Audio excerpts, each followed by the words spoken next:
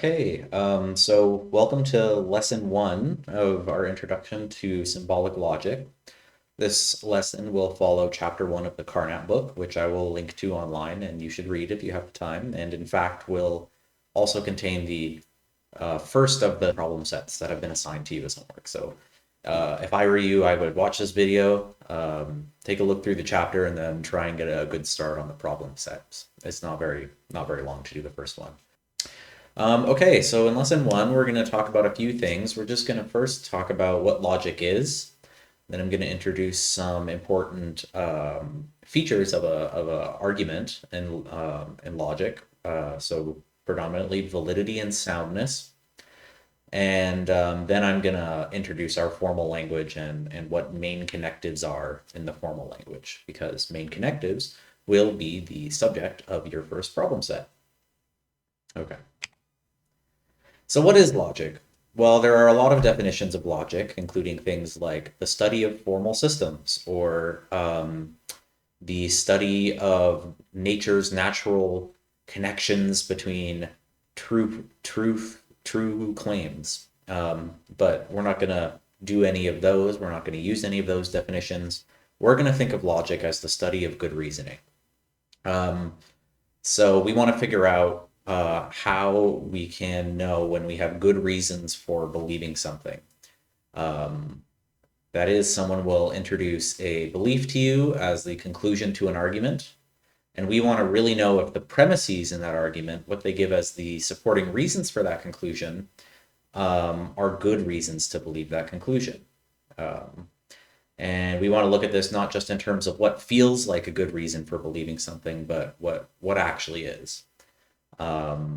So we're interested in what gives good reasons to arrive at a certain conclusion from certain premises.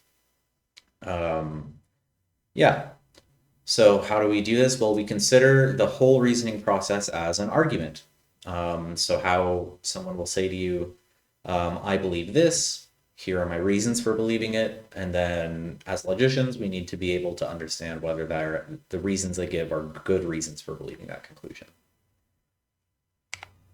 So if we're going to look at arguments, we need to know the parts of an argument. For example, premises and conclusions, like I've been discussing. So let's consider an example of an argument to indicate what the parts of this argument are. So here's an example from the textbook.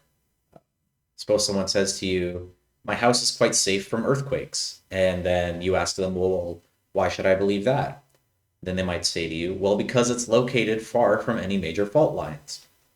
Fault lines being places where earthquakes take place. So we want to look at this argument, the argument being, my house is quite safe from earthquakes since it is located far from any major fault lines. We want to look at that argument and we want to look at its structure. How does its premise give us a reason to believe its conclusion? Well, you'll see its conclusion, my house is quite safe from earthquakes, is supposed to be supported by the houses being far away from any major fault lines. So the premise then is the reason for believing the conclusion. The premise is the house is located far from any major fault lines. And so the conclusion, which is supposed to be supported by that premise, is that my house is quite safe from earthquakes.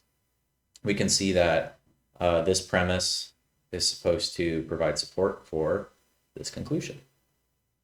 So a conclusion is what the argument is trying to establish, and the premise or premises are what is supposed to support the conclusion. Now, if we want to be really clear about how we can study this argument, we can break the whole argument down into what's called standard form.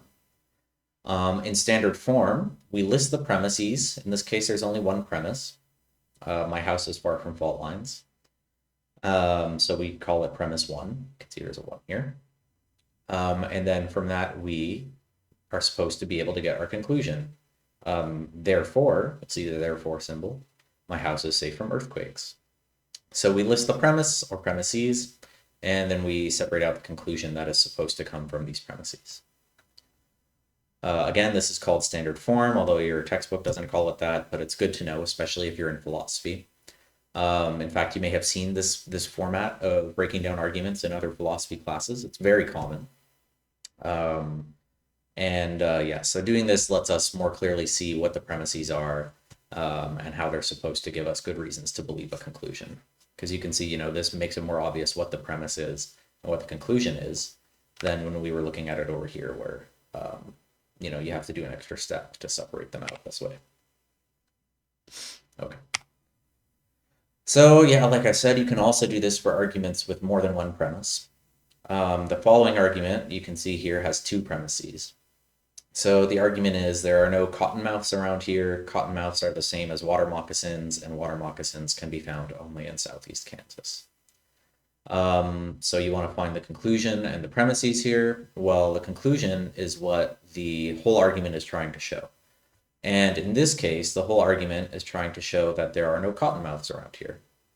You know this because the whole rest of it is reasons to believe that there are no cottonmouths around here. So that's our conclusion. And then the rest must be premises.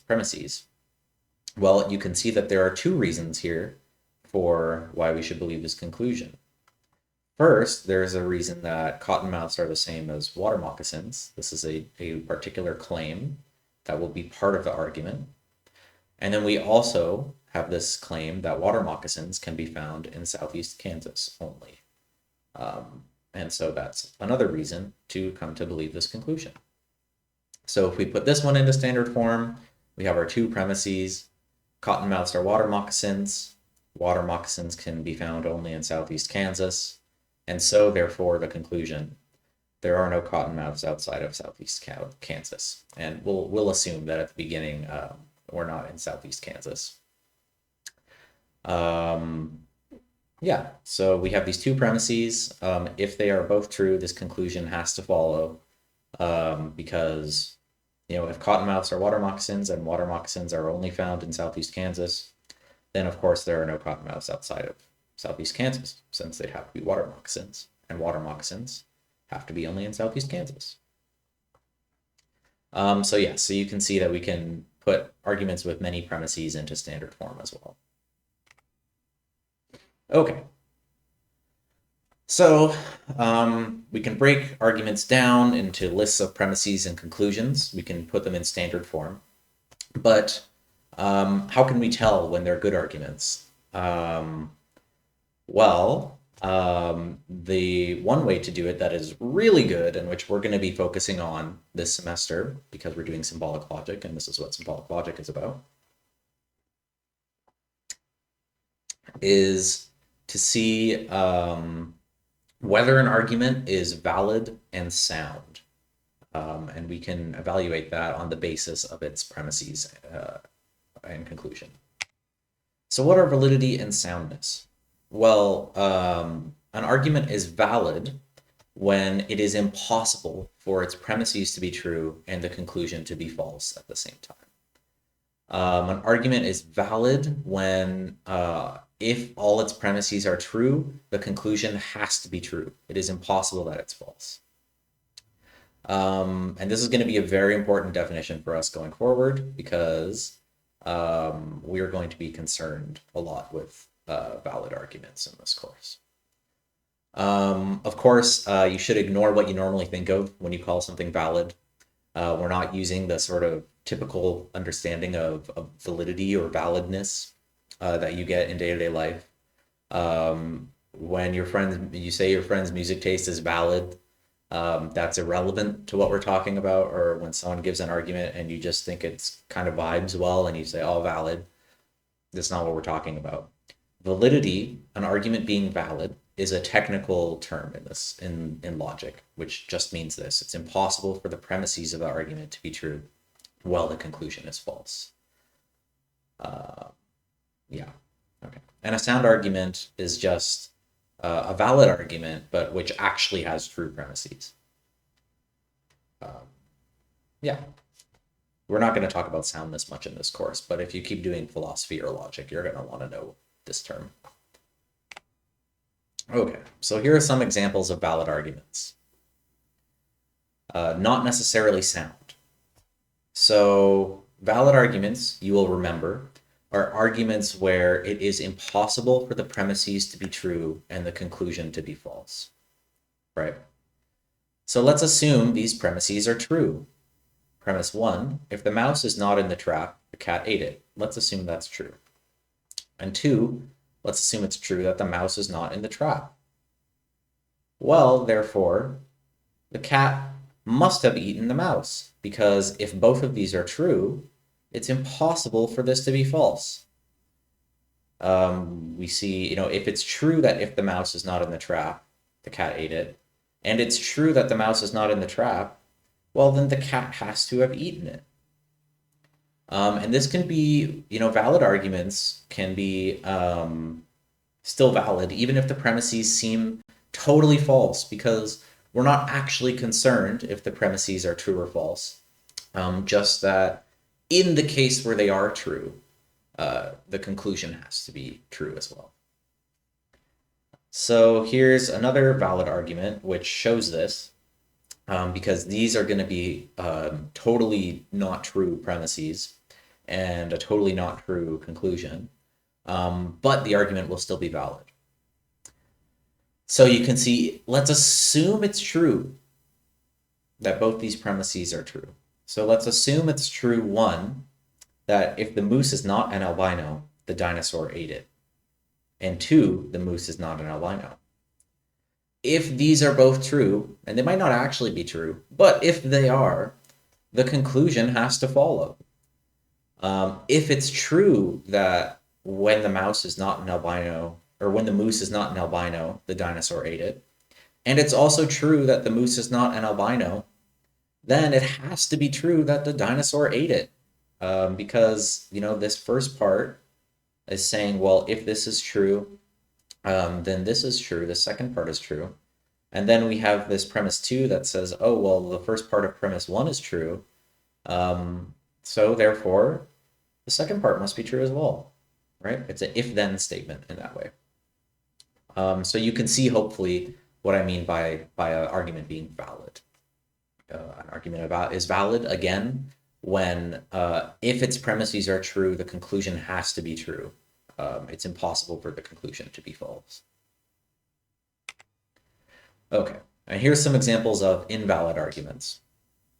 So if someone comes to you and they say, well, most dogs have 4 legs. Jimbo is a dog, therefore Jimbo has 4 legs. On the face of it, this seems like a better argument than this one about the albino moose and the dinosaur who ate it. But the problem here is that if 1 is true, most dogs have 4 legs, and if 2 is true, Jimbo is a dog, it's still possible for Jimbo not to have 4 legs. Because if number 1 is true, well, some dogs could not have 4 legs. Some dogs, for example, might have 3 legs. So it's not guaranteed that Jimbo will have 4 legs,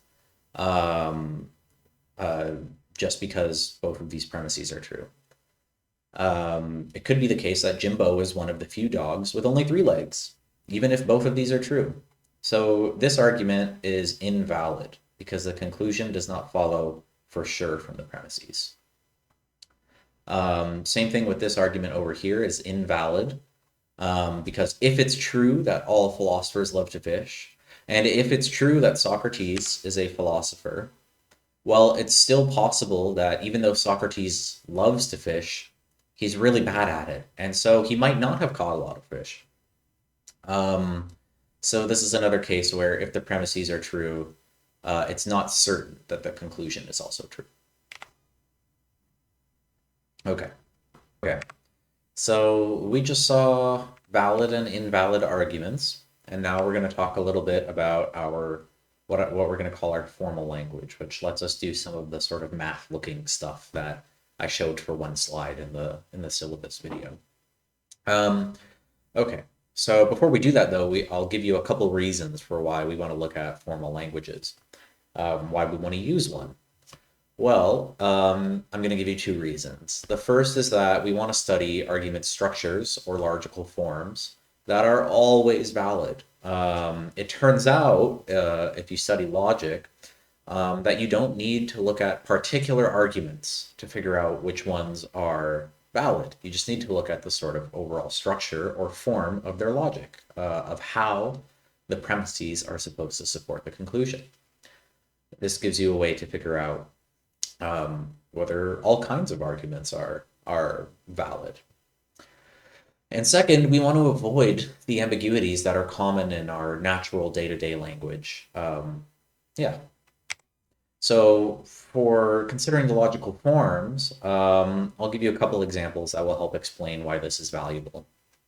So consider the below valid arguments. Both these arguments are valid. First, if Sarah plays point guard, then Sarah plays basketball. Sarah plays point guard, therefore Sarah plays basketball. Again, this is valid because if both 1 and 2 are true, if they're both true, 3 has to be, or the conclusion has to be true. Similarly, we have this other argument. Suppose the premises are true. If John cooks scrambled eggs, then John cooks eggs. John cooks scrambled eggs, so therefore John cooks eggs. Again, if 1 and 2 are true, then this conclusion has to be true.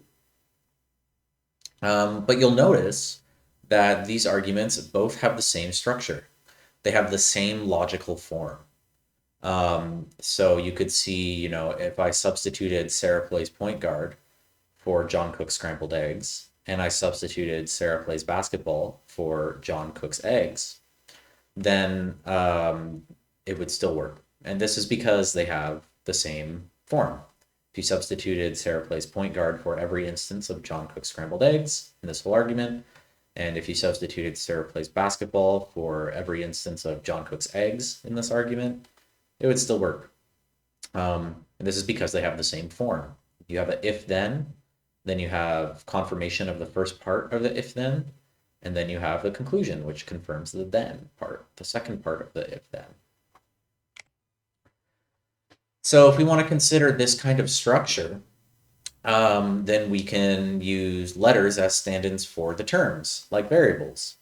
And so the same logical structure, which appears in both these arguments here, could be modeled with letters. We could have something like if P, then Q, P, therefore Q. And this is a very famous logical form, which will actually matter a lot for our course. It's called modus ponens. That's the formal name for it. And any version of modus ponens is always valid. It's impossible for both premises 1 and 2 to be true without also getting this conclusion. If you substitute anything in for P or Q, you'll find that the argument is always valid. So if I have something like, if Jim plays hockey, then Jim knows how to skate. Jim plays hockey. Well, therefore, Jim knows how to skate. If you substitute anything in for P and Q here, in this modus ponens logical form, it will always be valid. Yeah.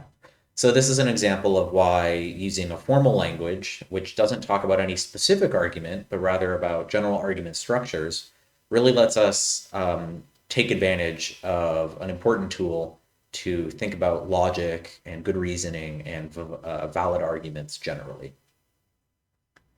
Great. So that's one reason to have a formal language. Another reason is that English and every other natural language, to my knowledge, would be pretty cool if there's a natural language that has no ambiguities. But English and other natural languages, French, whatever, contain ambiguities that can make it hard to consider arguments. So let's consider this argument here from our textbook. Premise 1 is Salvatore brought a hat from Italy, and the conclusion is Salvatore has been to Italy. But the problem is, premise 1 here is kind of ambiguous, because Salvatore brought a hat from Italy could mean either that he brought the hat from where he was in Italy, maybe he was in Rome and then brought the hat from Rome to Ottawa. Or it could mean he just brought a hat from his house, let's say, which was itself made in Italy. So he was just at his home down the street in Ottawa. He owned a hat which was made in Italy, and he brought that hat. Well, if it's the first meaning, that he just that he brought the hat literally from where he was in Italy, well, then yes, the conclusion follows. Salvatore has been to Italy. This would be a valid argument. But if premise one has this second meaning, just that the hat was made in Italy, well, the conclusion might not necessarily follow, because it could mean that Salvatore has never been to Italy. He just got the hat shipped to him. So this ambiguity in the meaning of premise one makes it hard to figure out if the whole argument is valid or not. So that's another reason that we might want to make a formal language that could avoid ambiguities. Okay. Yeah.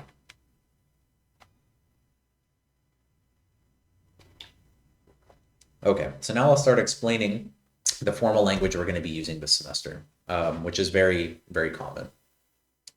So we're going to start and do most of the semester with just assertions and connectives in our language, just two kind of things in the language.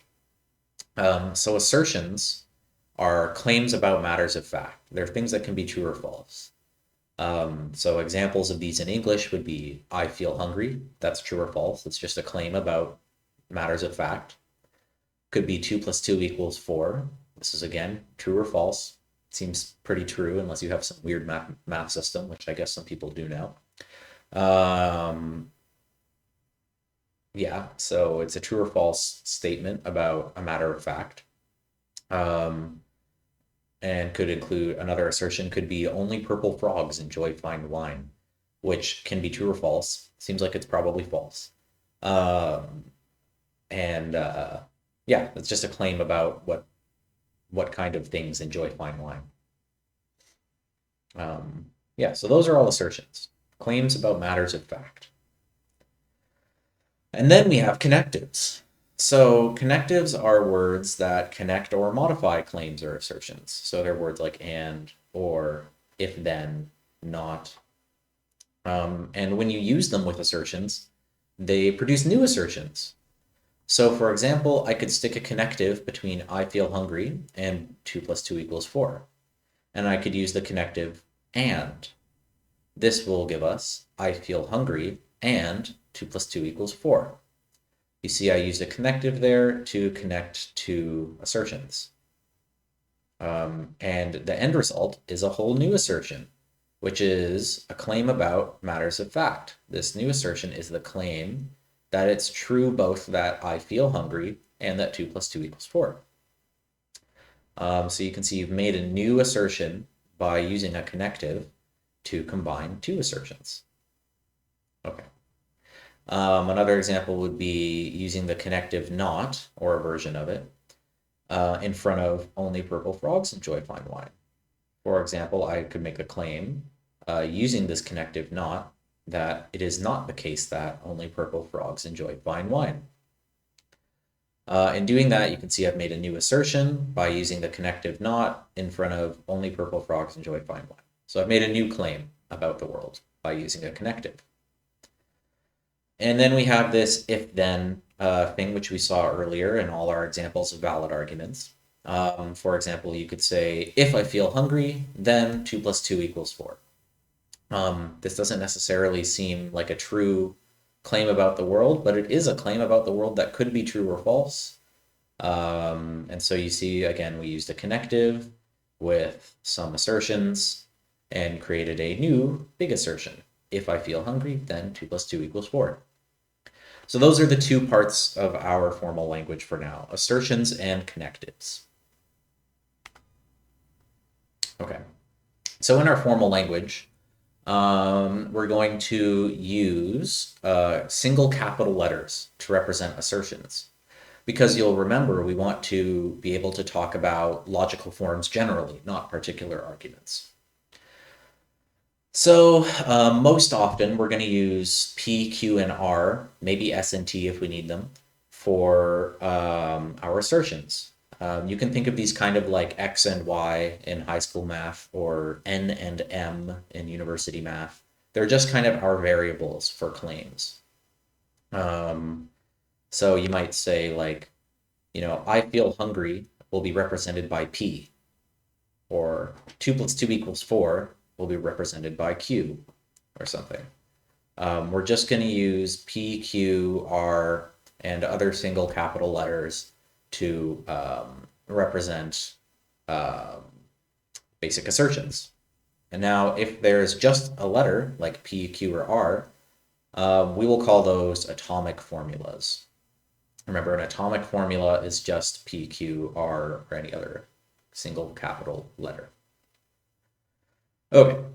And then to represent connectives, we're going to use a few new symbols. So these are important for you to learn. They're going to be quite vital to our course. You're going to see them everywhere. We're going to use this sort of upside down V for and. It's called a conjunction symbol, but you can just call it an upside down V. We're going to use this kind of V thing. Looks a lot like a V, but it's technically different for the word or. It's technically called a disjunct, but you can just call it the or symbol. Same for this. You can just call this the and symbol. We're going to use this arrow for if then. We're going to use this two-sided arrow for if and only if.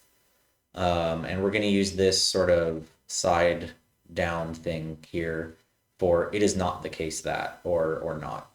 So you can call this arrow the if then symbol if you want. You can call this the if and only if symbol, and you can call this the negation symbol or the not symbol if you want. And that's all the stuff you got to learn about the parts of our language for a long time, until way later in the course, if we get there.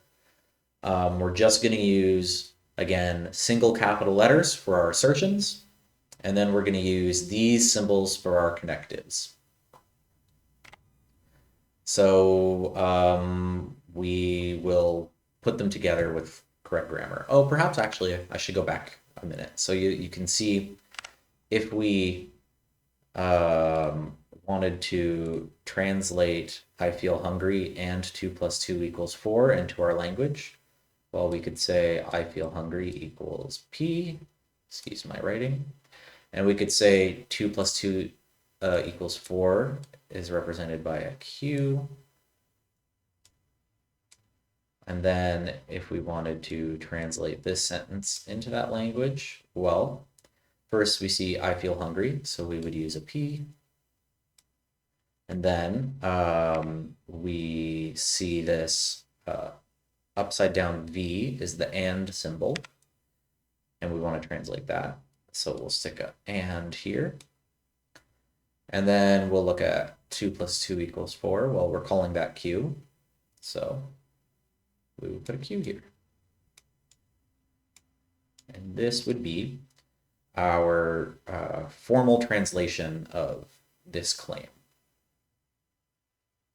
Okay. Good. All right. So how do we do that? How do we put formal parts together? Well, we have some rules. So every atomic formula, P, Q, R, capital letters, is grammatically correct. You can just use that. And then we can build more grammatical assertions by taking a grammatical assertion. So we'll start with P, Q, R, atomic formulas, basic assertions. And we'll take two of those and put an and, an or, if then symbol, or if and only if then symbol, and then put it in parentheses. For example, here we have P and R, which is a grammatical assertion. This just means P, we took an atomic formula, which is a grammatical assertion, P. We took another atomic formula, this grammatical assertion R, and we put a connective between it, this and symbol, and then we wrapped it in parentheses. And then we can also build new grammatical assertions by putting a not sign or a negation in front of the grammatical assertion we already have.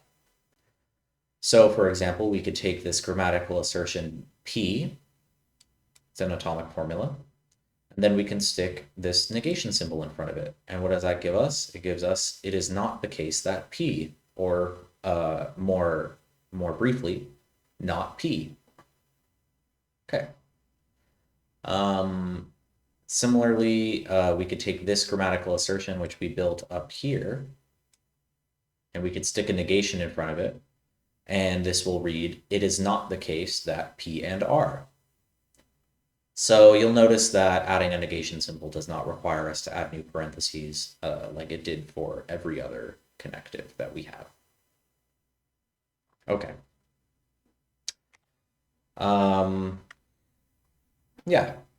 So suppose we have two assertions, P and Q. We'll call P, Peter is great. It can be anything, again, but this is for the sake of explanation. And we'll call Q, Quinn is bad. Well, we can take P and Q. Remember, atomic formulas. These are grammatical. And we can build another assertion by putting a connective between them. So in this case, we would add an and we'll get P and Q with parentheses, which translates to Peter is great and Quinn is bad. And we could have this P or Q, which is Peter is great or Quinn is bad.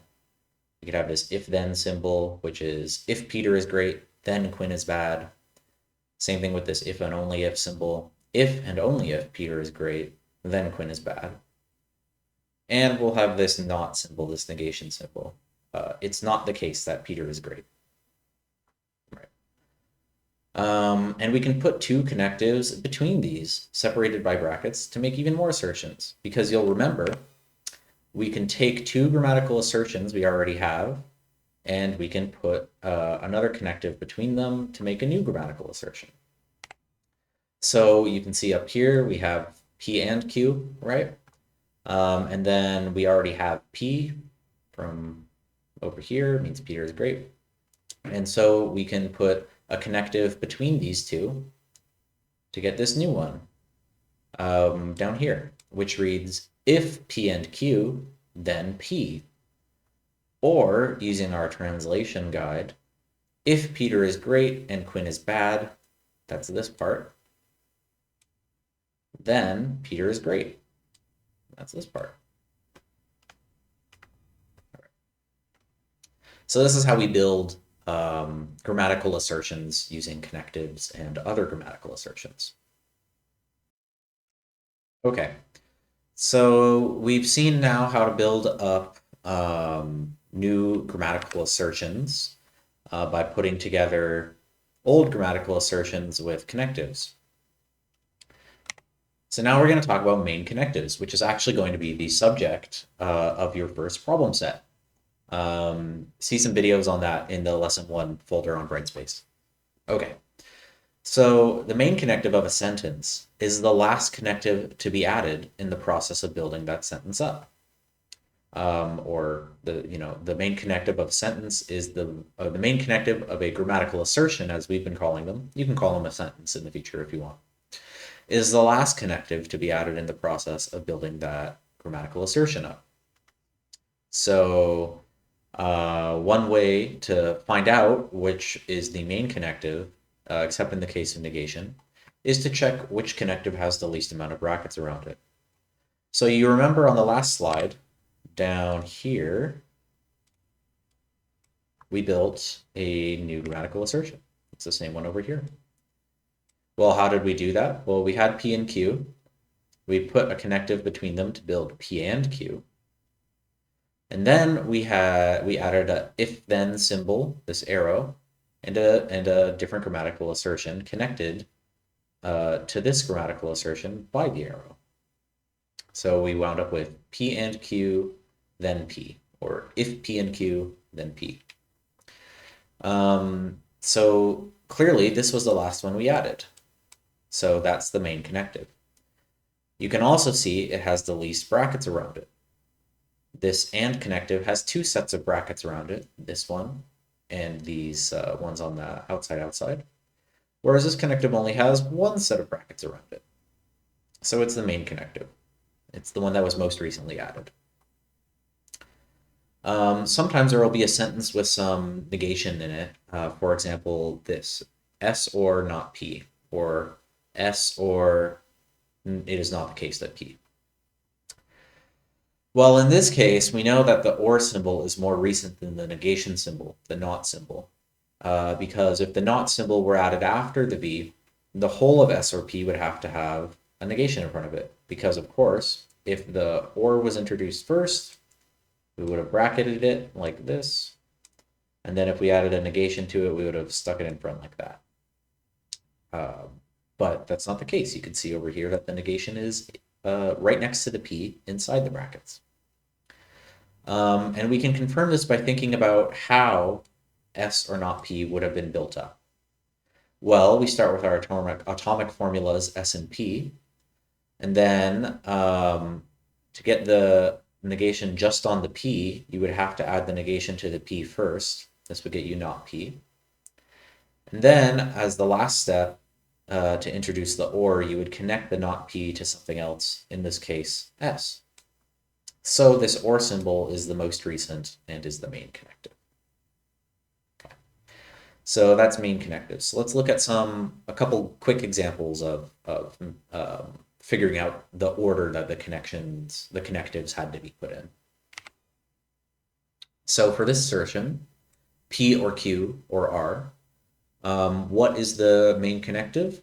Well, it's going to be this or symbol because it has the least brackets, right? And so you know that you could divide it into P or Q and R. If you stuck these together with an or symbol, you would get this. Similarly, there's still a connective down here in P or Q.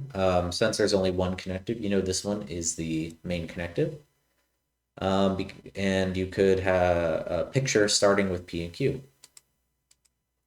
And you'll know that if you were building this and not breaking it down, you would have P and Q. You would stick a connective between them, in this case the or symbol. And then you would stick a connective between P and Q and R, and you would get this. Right? Similarly for this, we have if P or Q or R, then S. Well, we can see the arrow has the least, sorry about that, has the least brackets around it. There should be one here and one here. It only has one set of brackets around it, whereas this or has two sets, the ones on the outside and these ones here. And this P or Q has three sets of brackets around it. So this one has the least amount of brackets, so it's the most recent connective, so it's the main connective.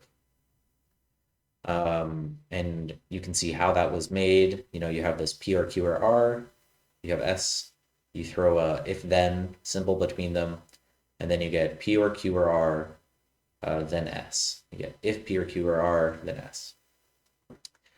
And then for this step, you know, if you wanted to consider this one's main connective, well, you know, this or symbol has the least amount of brackets around it.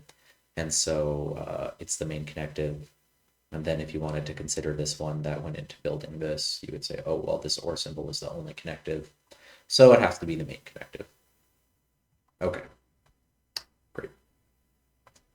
So these are some examples of figuring out main connectives of different grammatical assertions. So I will explain where to find your problem sets you're assigned, and I will do a couple examples of finding the main connectives on Carnap. I guess right now I'll just show you how to get to your problem sets. Yeah. So you can see here I've made a student account in our Carnap course. You should already be registered and enrolled, having used the information I posted in the general information folder of the Brightspace page. So once you're registered for Carnap and you're enrolled in the course, you can see the homepage for the course. You can see my student's name is testing student, but hopefully you'll have your actual name there. So what you will do for every problem set is you'll find it in this list. It'll look different when you're actually doing it, but there will be a list of problem sets. You'll click on, for example, problem set 1. This will bring you to the chapter of the textbook that the problem set is in. Hopefully you will have already read this, but if you haven't, read it through, whatever, watch my lectures. It's a good way to learn the content is to both read the chapter and to watch my lecture. Yeah, and then you just scroll down until you hit the problem set area. So here you can see you have problem set 1. Now, to use the logical connectives and the capital letters the way that we're going to want to, you can either just copy them, paste them. So copy that, paste it. You can also copy from here if you want. Copy. You can hit Control C or copy. Then you can hit Control V, or you can paste. Or you can use these shorthands over here. So for this one, that would be, if I was wanting to make an AND symbol, I would do / backslash. That would make an AND symbol. Okay. Okay. So how do you actually do the problem sets? Well, for this one, you want to find the main connective, as we talked about in lecture. So you go down to the problem sets. I'll do one of them for you. So you would look for the main connective in the exercise. You would see here that it's an AND symbol is the main connective, the only connective, so it has to be the main one. You would type that in, copy paste it, or just type it in using the shorthand. You would hit enter, and you'll see it's correct. Once it's correct, you can hit submit. You can see I've already submitted it, but if you haven't, it will say the exercise has been submitted. And you want to do that for every problem in the problem set.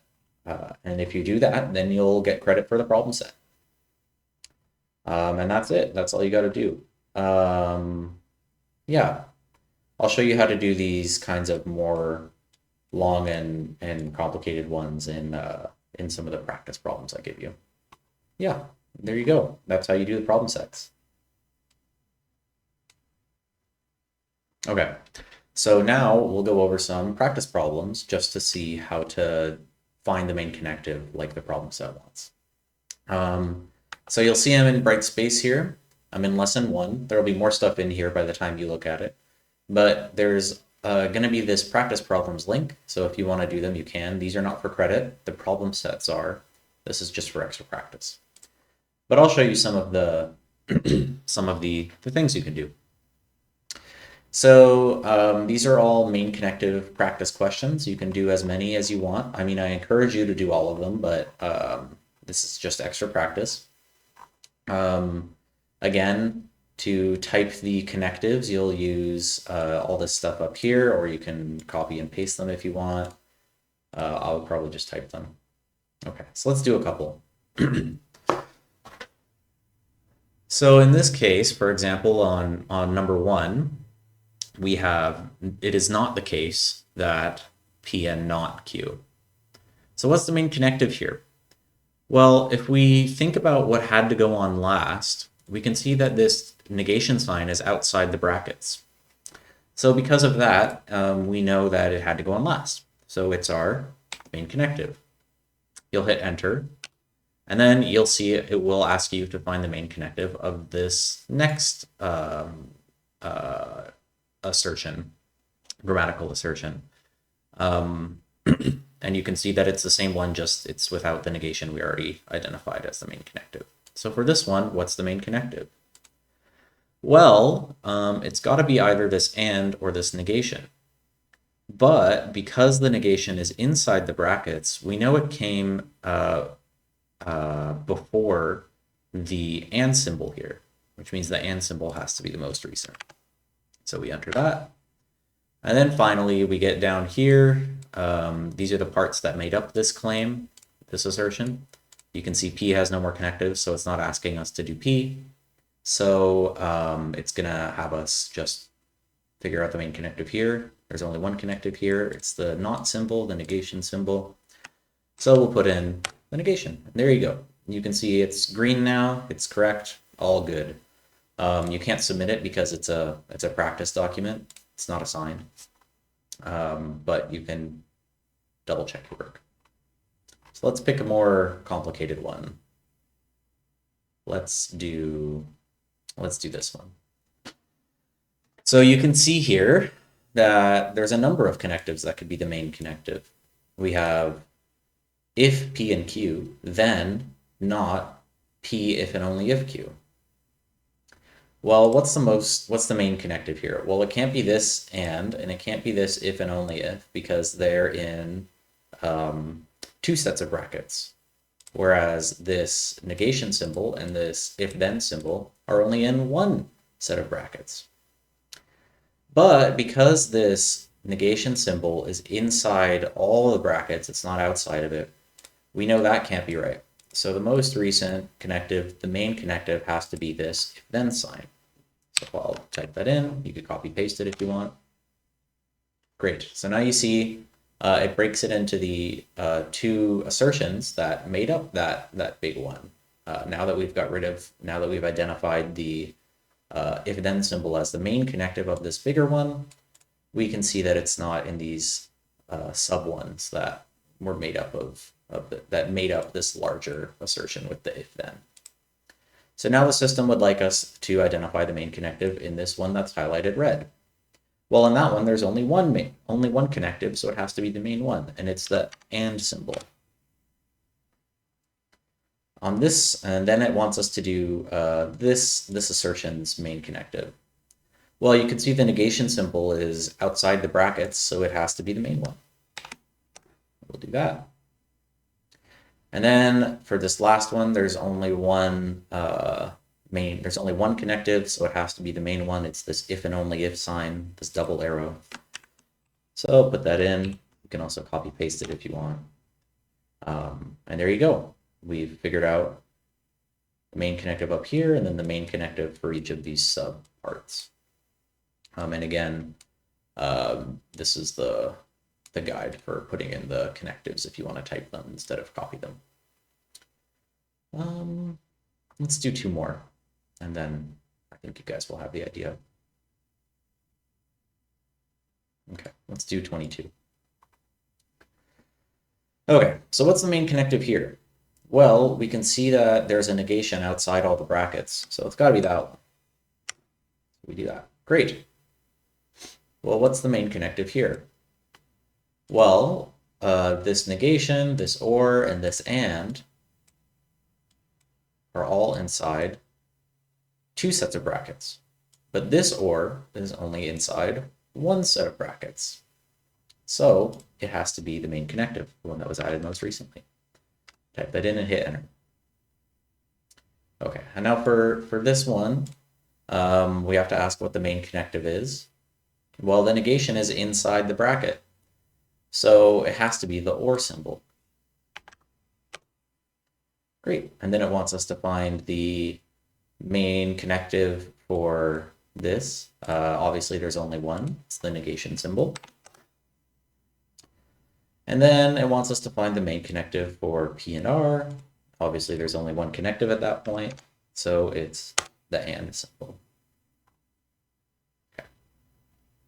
And what's like a weird, fun one we could do?